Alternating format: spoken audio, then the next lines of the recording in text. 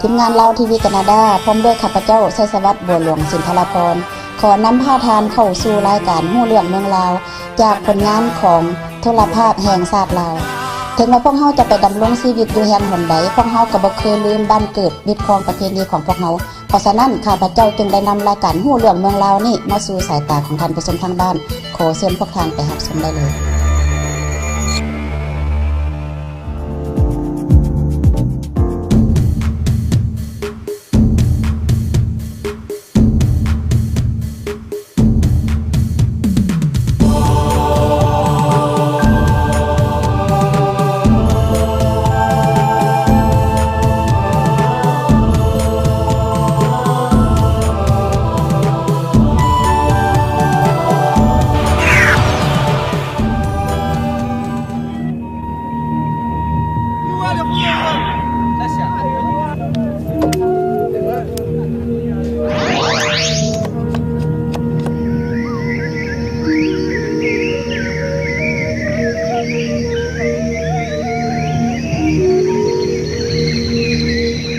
บนดินแดนแห่งป่าเขาลำนาวไพรที่สลับซับซ้อนไปด้วยภูผาป่าไม้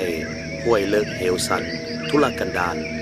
หมู่บ้านใหญ่น้อยของเผ่าต่างๆยังยายไปตามห้องห้วยจอมผายังนาสะอ่อนอยู่ทางภาคเหนือของลาวมีหลายชนเผ่าโดยเฉพาะเผ่าอาคาหรือเอิ้นอีกชื่อหนึ่งว่าเผ่ากอที่มีพลเมืองบ่หลายปานใดอาศัยอยู่บรรดาแขวงภาคเหนือของลาวเช่นแขวงพงศาลีแขวงหลวงน้ำทาแขวงบ่อแก้วและแขวงอุดมไสเขาเจ้าดำรงชีวิตอยู่ค่อนข้างคงที่แต่มีชีวิตอยู่ถึงผู้ดอยอันทุรกันดารสูงสัน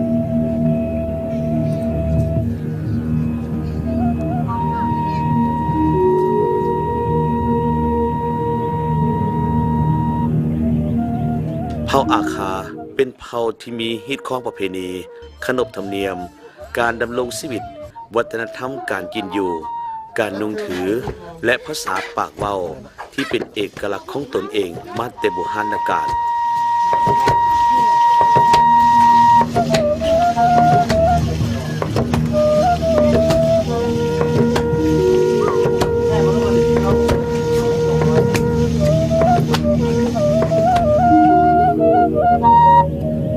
บ้านอาโนเป็นบ้านของชนเผ่าอาคาเป็นเผ่าหนึ่งที่นอนอยู่ในเมืองหลาแขวงอุดมไซบ้านอาโนมี150หลังคาเรือนมี216ครอบครัวมีพลเมือง907คนมีหญิง429คนชนเผ่าอาคามีฮิตของประเพณีที่เป็นเอกลักษณ์ของเผ่าเป็นต้นแมนประเพณีบุญกินเจียงปีใหม่บุญประเพณีขี่โอนซาประเพณีประตูโขงและยังมีศิลปะวรรณคดีการขับลำการห้องต่างๆ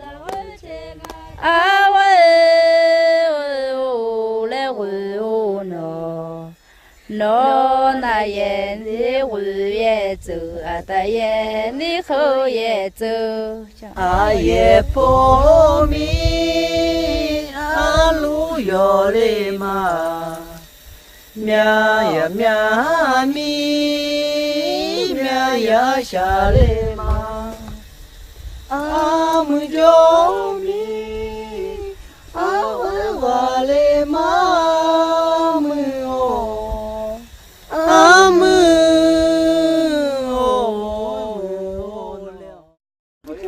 บุญประเพณีขี่โอนซาเป็นหนึ่งประเพณีที่สำคัญที่กำเนิดเกิดขึ้นพร้อมๆกันกับสังคมชนเผ่าอาคาที่มีการเสือถือมาเป็นเวลาอันยาวนานโดยการบอกเล่าจากปากต่อปากของบรรดาผู้เฒ่าผู้แก่ของเผ่าอาคาในเขตเมืองหลาแขวงอุดมไซสันนิษฐานได้ว่าประเพณีขี่โอนซามาจากความเสื่อที่ว่าเป็นส่วนหนึ่งที่ได้รับผลบุญเฮ็ดให้ประชาชนภายในบ้านมีความอยู่เย็นเป็นสุขปราศจากโรคภัยไข้เจ็บสามารถไล่สิ่งชั่วร้ายต่างๆให้บรรดาเผ่าเบาบางลงและยังเชื่ออีกว่าเจ้าถิ่นเจ้าฐานผีบรรพบุรุษจะช่วยบันดลบันดาลให้ลูกหลานอยู่ดีกินดีได้รับผลผลิตข้าวหลายๆอีกด้วย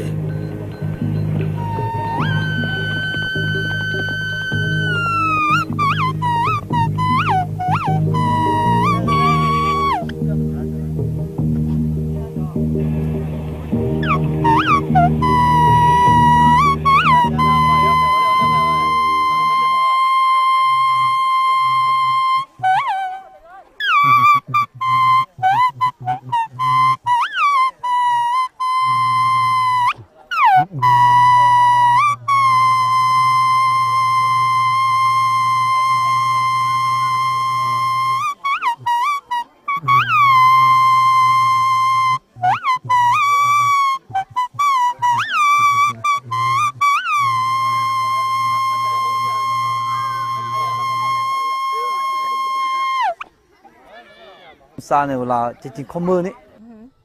เวลาเฮอุนซาแล้วก็เวลาซ้อนเถือที่หนึ่งเนี่ยเฮอุนซานี่เวลาเถือที่ซ้อนเนี่ยเขาตัดทิ้งเวลาตัดทิ้งแล้วก็เวลาจริงๆข้อมือนี่แต่ละปีจะได้เฮบ่เฮบ่ได้อันนี้ตะกี้บ่เฮแล้วก็เพื่อบ่เฮก็บุกุจีมาเจมาเป็นตัวนี้เดี๋ยวนี้ก็เฮนี่เนี่ยก็คนเจ๊ก็ดีหน่อยนึงแล้วก็อยู่ก็สบายกุอยู่กุจีนแล้วก็เฮ็ดไป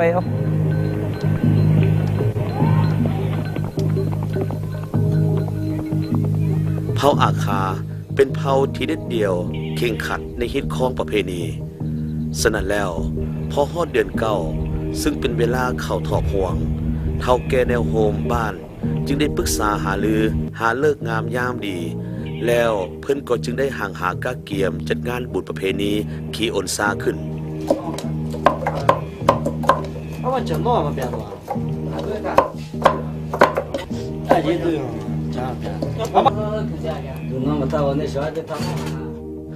ในตอนเศร้าๆแต่ละครอบครัวก็ต้องได้ตื่นแต่เศร้าเพื่อเฮ็ดพิธีกรรมครอบเหล่าผีบ้านผีเฮือนก่อนจะออกไปตัดเอาต้นไม้ในป่ามาเฮ็ดออนซาในครอบครัวต้องให้ผู้ชาย1คนออกไปตัดเอาต้นไม้มาเฮ็ดออนซารวมของหมู่บ้าน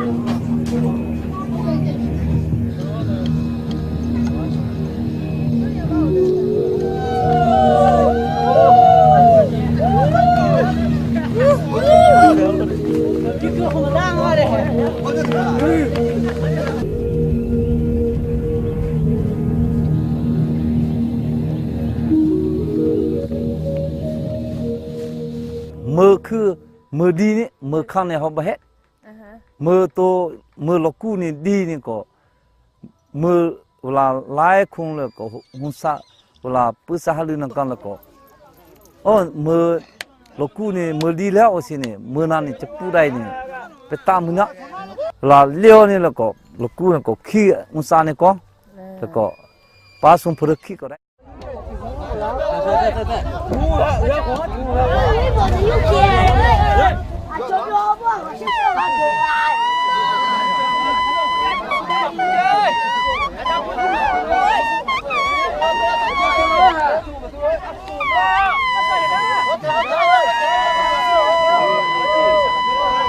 หลังจากได้ตั้งออนซาเป็นทีเรียบร้อยแล้วก่อนจะขี่ออนซาต้องเป็นหัวหน้าบ้านเป็นผู้ทำพิธีบอกกล่าวให้พรและก็ขึ้นขี่ออนซาเป็นผู้ทำอิฐหลังจากนั้นก็เป็นประชาชนหนุ่มสาวและแขกที่เขามาร่วมเป็นผู้ขี่ต่อไปเรื่อย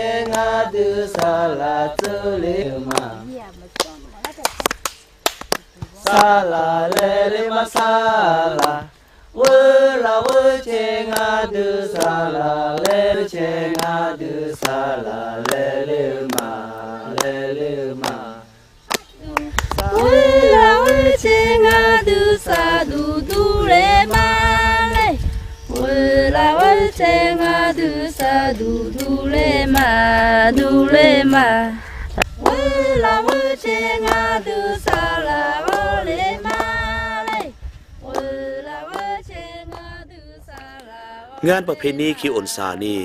บ่เฉพาะตั้งแต่ตั้งออนซาเป็นของรวมบ้านเท่านั้นแต่ละเฮือนก็ต้องได้ตั้งอยู่เฮือนของตนเองให้ลูกเล็กเด็กแดงในหมู่บ้านเพื่อมาขี่ลิ้นน้ำกัน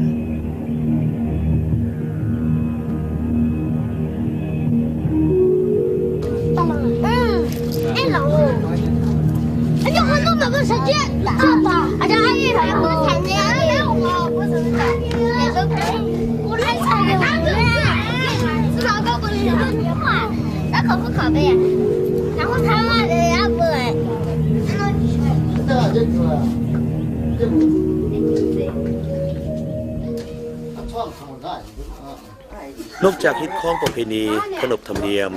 การดำรงชีวิตที่ดีงามแล้วเผ่าอาคายังมีวัฒนธรรมการนงถือที่งดงามที่เป็นเอกลักษณ์เฉพาะตัวเครื่องนุ่งเครื่องประดับทุกสิ้นส่วนแม้นเกิดขึ้นด้วยสีมืออันวิจิตรบรรจงของเขาเจ้าเองเส้นแผ่นแพรที่ใส่ตัดยิบเสื้อผ้าอาภรณ์ทั้งเพศหญิงและเพศชายแม้นผลิตเอาเองประดับตกแต่งด้วยหมากปัดนานาสีดอกดวงประดับที่เฮ็ดด้วยธาตุเงินและเส้นฝ้ายหลากสีล้วนแต่เกิดขึ้นด้วยจินตนาการของเขาเจ้าเอง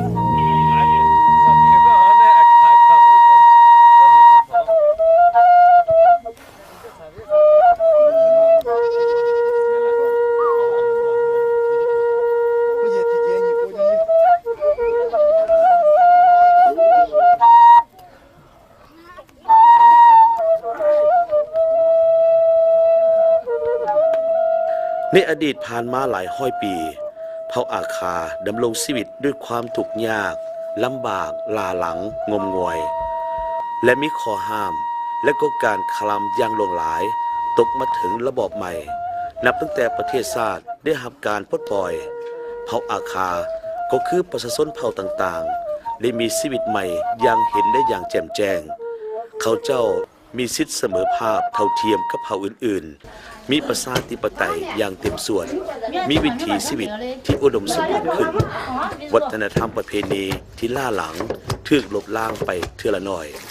วัฒนธรรมอันดีงามได้ถูกรักษาเอาไว้ให้ลูกหลานปฏิบัติสืบต่อไป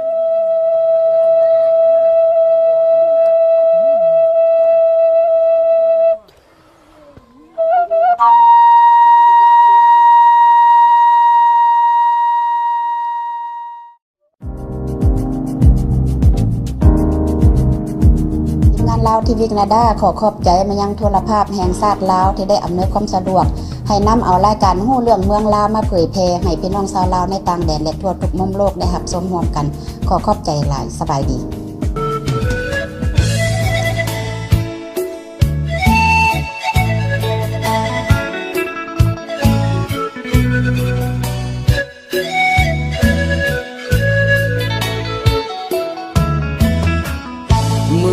เพื่อล่องไปกลางสายทาลาลาวทีวีแคนาดากำเนิดเกิดมาด้วยศรัทธาใจด้วยความมุ่งมั่นบากบั่นให้ถึงจุดหมายทีมงานกลุ่มลุมสุมใส่ไก่ไก่หักใส่สังคมลุ่มดอนบางตอนอ่อนล้าลาวทีวีแคนาดาฟันฝ่าท่ามกลางคืนลมท้อแต่บ่ถอยหวังคอยคะแนนนิยมคำเห็นตำหนิติชมขอกราบด้วยความยินดีนานนับปีลาวทีวีแคนาดายอมเสียสละเพื่อได้มาซึ่งเกียรติศักดิ์ศรีเพื่อสังคมลาวมีหน้าข่าวในจอทีวีวัฒนธรรมคูณค้ำสิ่งดีที่ลาวเฮามีให้โลกได้รู้เพื่อสังคมลาวเพื่อทุกเผ่าลาวหับผู้สื่อสารการข่าววอนพี่น้องเฮาส่งเสริมสุขอยู่ลาวทีวีแคนาดาสัญญาจะสู้เพื่อสังคมลาวคงอยู่ คียงคู่วัฒนธรรมลาว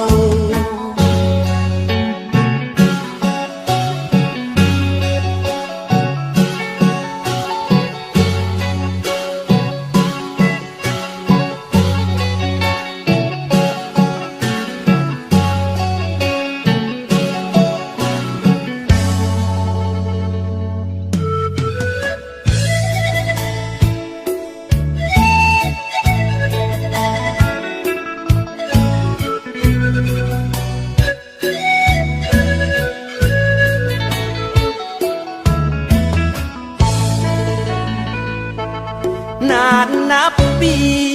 ลาวทีวีแคนาดายอมเสียสละเพื่อได้มาซึ่งเกียรติศักดิ์ศรีเพื่อสังคมลาวมีหน้าข่าวในจอทีวีวัฒนธรรมคูณค้ำสิ่งดี